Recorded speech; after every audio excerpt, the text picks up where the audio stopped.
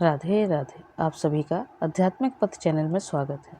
आज आप सुनिए पुरुषोत्तम मास महत्तम कथा अध्याय 8।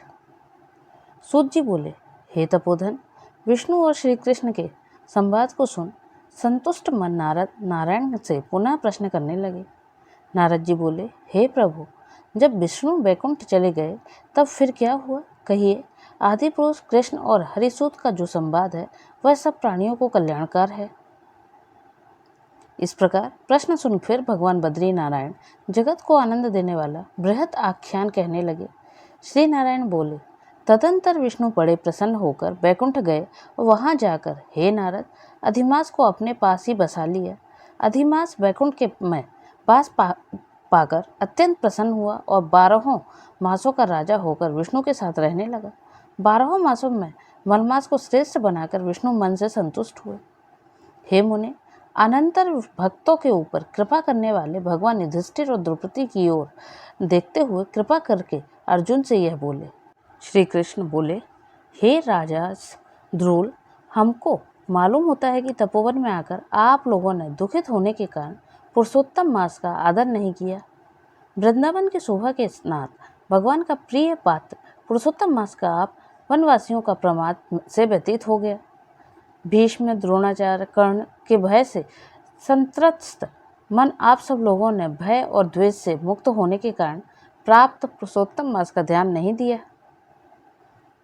कृष्ण द्वैपायन व्यासदेव से प्राप्त विद्या के आराधन में तत्पर रणवीर अर्जुन के इंद्रकील पर्वत पर चले जाने पर उसके वियोग से दुखित आप लोगों ने पुरुषोत्तम मास को नहीं जाना। अब यदि आप यह पूछें कि हम क्या करें, तो मैं यही कहूँगा कि भाग्य का अवलंब करो। पुरुषों का जैसा दृष्ट होता है वैसा ही सदा भासता है। भाग्य से उत्पन्न जो फल है वह अवश्य ही भोगना पड़ता है। सुख, दुख, भय, कुशलता इत्यादि भाग्य अनुसार ही मनुष्यों को प्राप्त होते हैं। अतः अदृष्ट पर विश्वास रखने वाले आप लोगों को अदृष्ट पर निर्भर रहना चाहिए।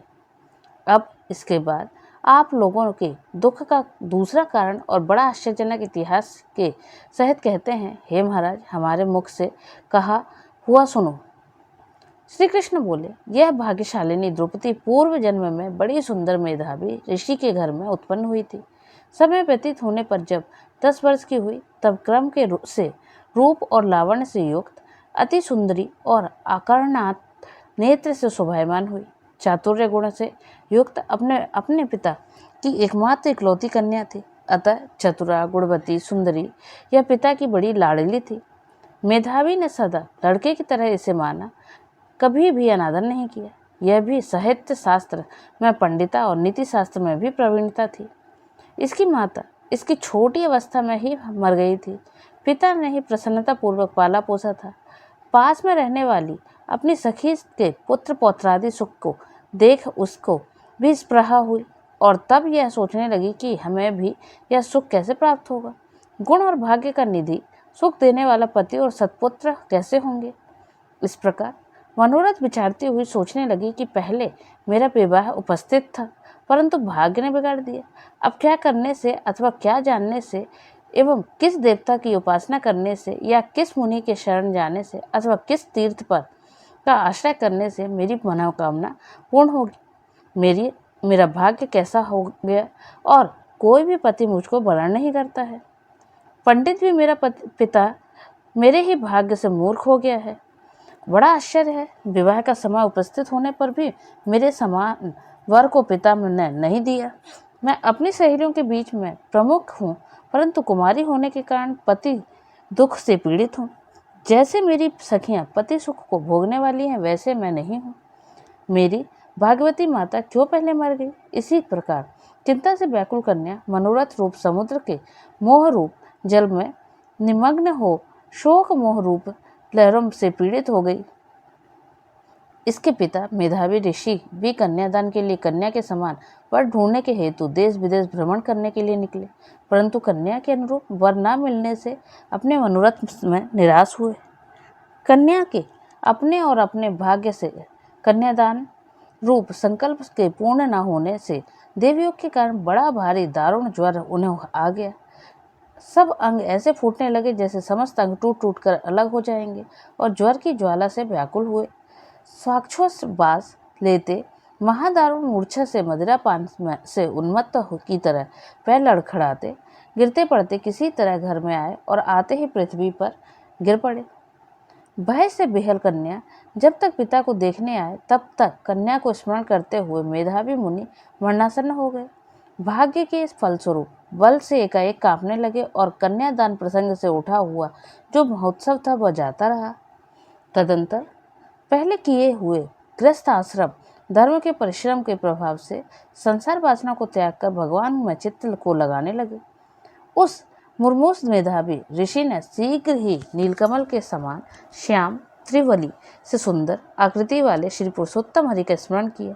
हे रास के स्वामी, हे राधा रमण, हे प्रचंड भुज दंड से दूर हो से ही देवताओं के शत्रु दैत्य को मारने वाले, हे अति उग्र दावानल को पान कर जाने वाले, हे कुमारी गोपिकाओं के उतारे हुए वस्त्रों को हरण करने वाले, हे श्री कृष्ण, हे गोविंद, हे हरे, हे मुरारे, हे राधेश, हे दामोदर, हे दीनानाथ, मुझ संसार में निमग्न की रक्षा कीजिए। इंद्रियों के ईश्वर आपको प्रणाम है। इस प्रकार मेधावी के वचनों को दूर से ही सुनकर श्री भगवान के दूत चटपट मुकुंद लोक में से आए और उस मरे हुए मुनि को हाथ में पकड़कर ईश्वर के चरण कमलों में ले गए। इस प्रकार अपने पिता के प्राणों को निकलता देख वह कन्या हाहाकार करके रोने लगी और पिता के शरीर को अपनी गोद में रखकर अति दुख से विलाप करने लगी।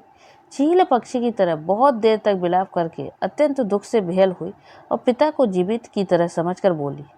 बाला बोली, हाय हाय, हे पिता, हे कृपा सिंधु, हे अपनी कन्या को सुख देने वाले, मुझे आज किसके पास छोड़कर आप वैकुंठ सुधार रहे हैं?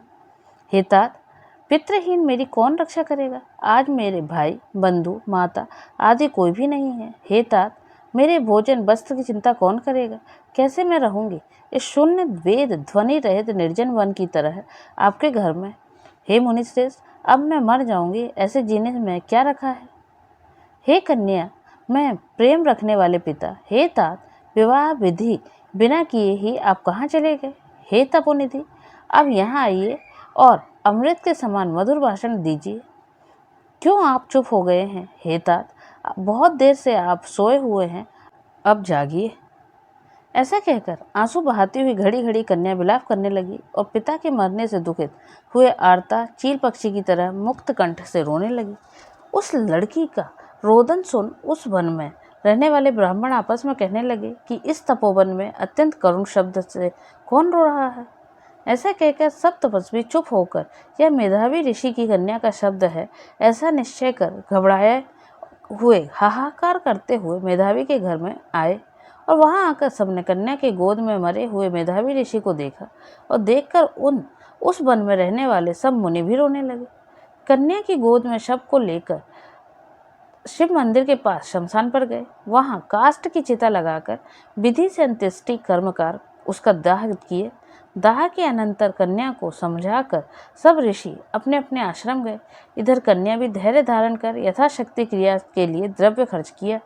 इस प्रकार पिता की मरण क्रिया को करके कन्या इसी तपोवन में निवास करने लगी और पिता के मरण रूप दुखअग्नि में जली हुई रंभा की तरह व्यथित होती हुई एवं बछड़े के मर जाने से जैसे गौ चिल्लाती है और खाती नहीं दुर्बल होती है, वैसे ही यह बाला भी दुखित हुई।